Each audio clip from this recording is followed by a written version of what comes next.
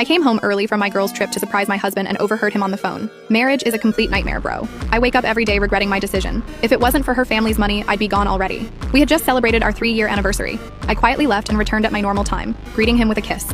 5 days later, he called me 27 times in 1 hour because he understood what I did. So, I don't even know where to begin with this. My hands are literally shaking as I type this out on my phone. I've deleted and rewritten this post like 7 times already.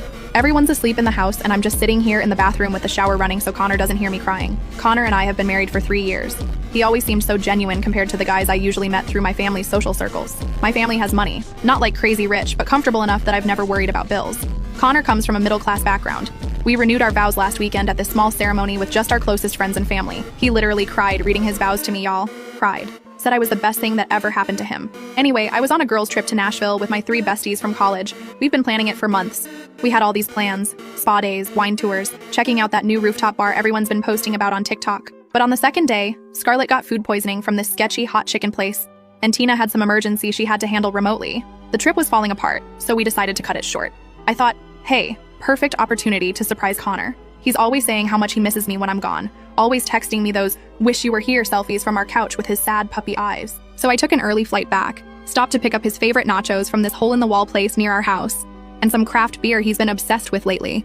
I was so excited to surprise him. I had this whole image in my head of his face lighting up when he saw me. I came in through the garage using my code so I could really surprise him. Our house has this weird layout where you can't see into the living room from the entryway. I could hear him talking upstairs in his gaming room, obviously on the phone since I didn't hear anyone else. So I set the food down in the kitchen and quietly headed up the stairs thinking I'd surprise him mid-call. And then I heard it. Marriage is a complete nightmare, bro. I wake up every day regretting my decision. I froze on the stairs. My heart literally stopped. I thought maybe he was joking around with one of his friends, so I waited for the laugh. But there was no laugh. If it wasn't for her family's money, I'd be gone already. The only good thing about this whole situation is that I don't have to worry about rent or bills anymore. I could literally feel my heart cracking in half as I stood there.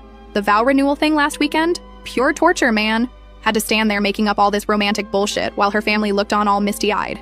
I've gotten good at the performance though. Oscar-worthy. He laughed then. Actually, laughed. But hey, small price to pay for the lifestyle, right? Her dad's talking about bringing me into the family business next year. Once I'm established there, I'll have options. More options than just being the money wife's husband. The money wife. That's what he calls me behind my back. 3 years of marriage, and I'm just the money wife to him. I don't know how I managed it, but I silently went back downstairs, grabbed the food and beer, and slipped out. I sat in my car in the parking lot for almost 2 hours just sobbing. My mascara was everywhere. And this old lady actually knocked on my window to ask if I needed help. I told her my dog died, the first lie of many I'd tell that day. I returned the food, told them my husband wasn't feeling well, and texted the girls that I decided to go to a hotel near the airport so I could catch up on some emails before heading back to Nashville the next day.